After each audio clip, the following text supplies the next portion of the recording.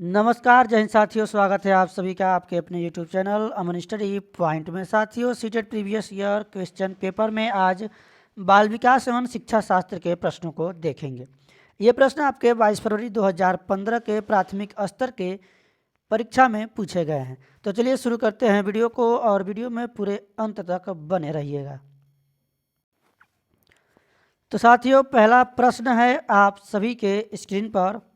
निम्नलिखित प्रश्नों का उत्तर देने के लिए सबसे उचित विकल्प चुनिए। निम्नलिखित में से कौन सा बच्चों के संवेगात्मक विकास के लिए सर्वाधिक उपयुक्त है? तो फटाफट हम लोग 30 प्रश्नों को देखेंगे। धैर्य के साथ वीडियो में बने रहिएगा। इस प्रश्न का सही जवाब होगा ऑप्शन ए के साथ, यानी ए के साथ आंसर जाएगा। कक्षा कक्ष का प्रजातांत्रिक परिवेश, ए के साथ आंसर लगाएंगे। चलेंगे अगले प्रश्न की ओर। अगला प्रश्न है, निम्नलिखित में से कौन सा एक उपयुक्त रचनात्मक आकलन का कार्य नहीं है? तो ऑप्शन हमारा नकारात्मक आंसर होगा, क्योंकि प्रश्न भी नकारात्मक है। क्वेश्चन में नकारात्मक यहाँ पर पूछा गया है। तो इस प्रश्न का सही जवाब होगा ऑप्शन डी, विद्यार्थियों की योग्यता क्रम निर्धारित करना यह रचनात्मक आकलन का कार्य नहीं है। अगला प्रश्न है आप सभी के स्क्रीन पर, एक प्रभावशाली अध्यापिका होने के लिए यह महत्वपूर्ण है। ऑप्शन है आप सभी के स्क्रीन पर, और इस प्रश्न का सही जवाब होगा ऑप्शन डी, प्रत्येक बच्चे के संपर्क में रहना। डी के साथ आंसर लगाएंगे। चलेंगे अगले प्रश्न की ओर। बच्चों के अधिगम को सुगम बनाने के लिए अध्यापकों को एक अच्छे कक्षाई परिवेश का सृजन करने की आवश्यकता होती है। इस प्रकार के अधिगम परिवेश का सृजन करने के लिए नीचे दिए गए कथनों में से कौन सा सही नहीं है? तो इस प्रश्न का सही जवाब जाएगा आपका ऑप्शन बी के साथ, अध्यापकों के अनुसार कार्य करना। यहाँ पर देखेंगे इस ऑप्शन में पूछा गया है कौन सा सही नहीं है। यहाँ पे निगेटिव है, इसलिए निगेटिव वाला ही हमारा ऑप्शन सही होगा। बच्चे के प्रयासों को स्वीकृति, बच्चों को स्वीकार करना, अध्यापक का सकारात्मक रुख, ये सभी सकारात्मक हैं, जबकि ये बी वाला ऑप्शन नकारात्मक है। इसलिए बी के साथ आंसर लगाएंगे। प्रश्न में भी नहीं पूछा गया है कौन सा नहीं है। लड़कों एवं लड़कियों के विषय में कुछ कथन नीचे दिए गए हैं, आपके अनुसार इनमें से कौन सा सही है? तो बताना है सकारात्मक आंसर लगाएंगे। यहाँ पर प्रश्न भी सकारात्मक है। ऑप्शन है आप सभी की स्क्रीन पर, और इस प्रश्न का सही जवाब होगा ऑप्शन बी, लड़कों को घर के कामों में सहायता करनी चाहिए। अगला प्रश्न है, एक बच्चे की कॉपी में लिखने में विपरीत छवि या दर्पण छवि आदि जैसी गलतियां मिलती हैं। इस प्रकार का बच्चा लक्षण प्रदर्शित कर रहा है। तो इस प्रश्न का जो सही जवाब होगा ऑप्शन बी, अधिगम में अशक्तता के। अगला प्रश्न है, विद्यार्थियों के ज्ञान अर्जन में सहायता करने के क्रम में अध्यापकों को किस पर ध्यान केंद्रित करना चाहिए? तो ऑप्शन है आप सभी की स्क्रीन पर देखेंगे, और इस प्रश्न का जो सही जवाब होगा आपका ऑप्शन सी होगा, शिक्षार्थी को सक्रिय सहभागिता के लिए शामिल करना। चलेंगे अगले प्रश्न की ओर। अध्यापक के दृष्टिकोण से प्रतिभाशालीता किसका संयोजन है? ऑप्शन है आप सभी के स्क्रीन पर, और इस प्रश्न का सही जवाब होगा ऑप्शन डी, उच्च क्षमता, उच्च सृजनात्मकता और उच्च स्मरण शक्ति। अगला प्रश्न है आप सभी के स्क्रीन पर, और आप लोग अभी तक वीडियो को शेयर नहीं किए हैं तो एक बार वीडियो को शेयर जरूर कर दीजिएगा, ताकि यह वीडियो आपके सभी मित्रों के पास पहुंच सके। एनसीएफ 2005 के अनुसार गलतियां इस कारण से महत्वपूर्ण होती हैं, यानी किस कारण से जो है गलतियां महत्वपूर्ण होती है? एनसीएफ नेशनल करिकुलम फ्रेमवर्क 2005 के अनुसार।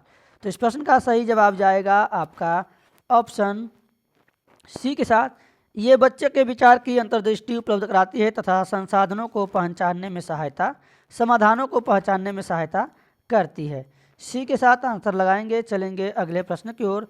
आउट ऑफ द बॉक्स चिंतन किससे संबंधित है? तो यह साथियों संबंधित है आपका अपसारी चिंतन से। सी के साथ आंसर लगाएंगे। चलेंगे अगले प्रश्न की ओर। शिक्षण में अध्यापकों के द्वारा विद्यार्थियों का आकलन इस अंतर्दृष्टि को विकसित करने के लिए किया जा सकता है। तो ऑप्शन है आप सभी के स्क्रीन पर देखेंगे, और इस प्रश्न का जो सही जवाब जाएगा आपका ऑप्शन सी के साथ, शिक्षार्थियों की आवश्यकता के अनुसार शिक्षण उपागम में परिवर्तन करना। अगला प्रश्न है, अधिगम अनुभव को इस प्रकार से आयोजित किया जाना चाहिए जिससे अधिगम को सार्थक बनाया जा सके। नीचे दिए गए अधिगम अनुभव में से कौन सा बच्चों के लिए सार्थक अधिगम को सुगम नहीं बनाता है? ऑप्शन है आप सभी के स्क्रीन पर, और इस प्रश्न का जो सही जवाब होगा ऑप्शन ए, विषय वस्तु को केवल याद करने के आधार पर पुनरावृत्ति। यहाँ पर देखेंगे क्योंकि पूछा गया है नहीं बनाता है, इसको विशेष आप लोग ध्यान देंगे। आप लोग सकारात्मक आंसर में से आंसर लगा देंगे। तो नकारात्मक है तो नकारात्मक ही लगाएंगे, केवल वाले ही मात्र वाले ये नकारात्मक टैग वर्ड है, इसको आप लोग याद रखेंगे। अगला प्रश्न है, बच्चों को शाब्दिक या गैर शाब्दिक दंड देने का परिणाम होता है। तो इस प्रश्न का सही जवाब जाएगा आपका ऑप्शन डी के साथ, उनके स्वयं के प्रति अवधारणा को नष्ट करना। डी के साथ आंसर लगाएंगे। चलेंगे अगले प्रश्न की ओर।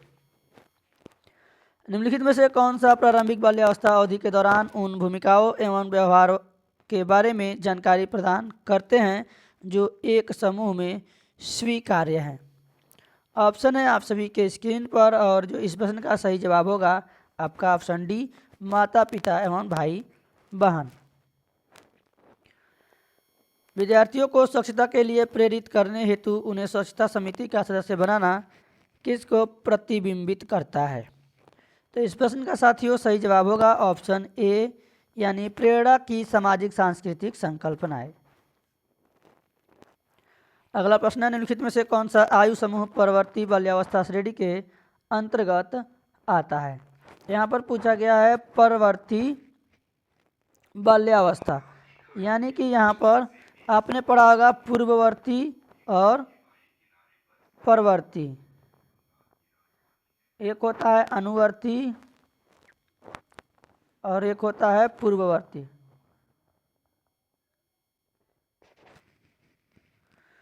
तो यहाँ पर जो है परवर्ती पूछा गया है, बाल्यावस्था श्रेणी के अंतर्गत आता है। इस प्रश्न का जो सही जवाब जाएगा आपका ऑप्शन डी के साथ। यहाँ पर जो है 9 से 12 वर्ष, यहाँ पर लगाएंगे आंसर हम डी के साथ। चलेंगे अगले प्रश्न की ओर। आर्जव तर्क देता है कि भाषा विकास व्यक्ति की नैसर्गिक प्रवृत्ति से प्रभावित होता है, जबकि सोनाली महसूस करती है कि यह परिवेश से प्रभावित होता है। आर्जव और सोनाली के बीच यह चर्चा किस विषय में है? तो यह जो है कौन सा विषय होगा? आपका ऑप्शन डी होगा। देखेंगे इस प्रश्न का सही जवाब, प्रकृति तथा पालन पोषण वाद विवाद। अगला प्रश्न है, अध्यापिका ने ध्यान दिया कि पुष्पा अपने आप की किसी एक समस्या का समाधान नहीं कर सकती है, फिर भी वह एक वयस्क या साथी के मार्गदर्शन की उपस्थिति में ऐसा करती है। इस मार्गदर्शन को कहते हैं, तो इस मार्गदर्शन को कहते हैं हम लोग सहारा देना, सहयोग करना। ऑप्शन डी इस प्रश्न का सही जवाब होगा। चलेंगे अगले प्रश्न की ओर।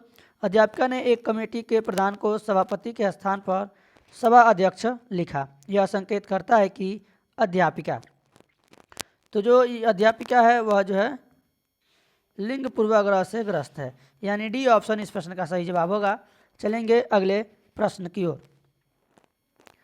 सतत एवं व्यापक मूल्यांकन किसके लिए आवश्यक है? तो सतत एवं व्यापक मूल्यांकन यह आवश्यक है यह समझने के लिए कि अधिगम का किस प्रकार अवलोकन किया जाता है, दर्ज किया जाता है व सुधार किया जा सकता है, यानी डी ऑप्शन इस प्रश्न का सही जवाब होगा।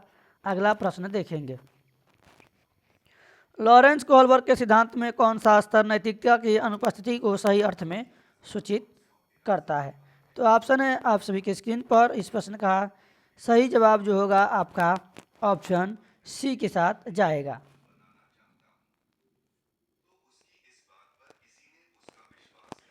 यानी स्तर फर्स्ट के साथ लगाएंगे आंसर।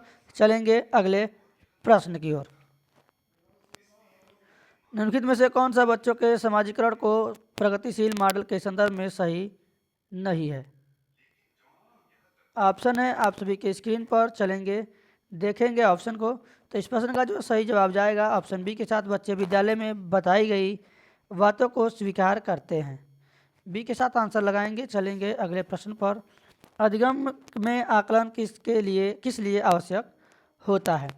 तो इस प्रश्न का सही जवाब जाएगा ऑप्शन सी के साथ, प्रेरणा के लिए। ऑप्शन सी के साथ आंसर लगाएंगे। चलेंगे अगले प्रश्न की ओर। प्रचलित योजनाओं में नई जानकारी जोड़ने को किस नाम से जाना जाता है? ऑप्शन है आप सभी के स्क्रीन पर देखेंगे। इस प्रश्न का सही जवाब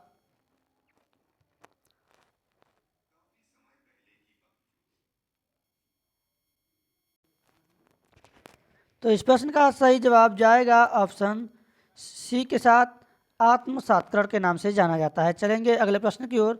हम सभी अपनी बुद्धि, प्रेरणा, अभिरुचि आदि के संदर्भ में भिन्न होते हैं। यह सिद्धांत किससे संबंधित है? तो ऑप्शन है आप सभी की स्क्रीन पर। यह जो है आंसर जो आपका जाएगा ऑप्शन ए के साथ, यह व्यक्ति की भिन्नता से जो है संबंधित है। अगला प्रश्न देखेंगे। वंचित समूहों के विद्यार्थियों को सामान्य विद्यार्थियों के साथ साथ पढ़ाना चाहिए, इसका अभिप्राय है।